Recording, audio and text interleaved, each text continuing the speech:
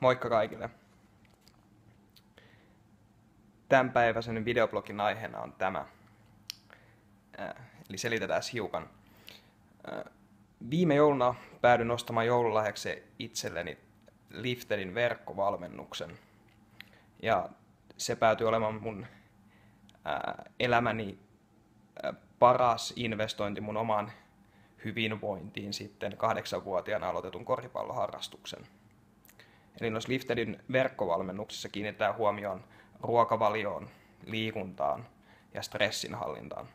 Kaikki sellaisia tekijöitä, mitkä tämän päivän hektisessä työympäristössä ja varsinkin tietotyötä tekevien ihmisten on enenevässä määrin syytä kiinnittää huomiota näihin asioihin.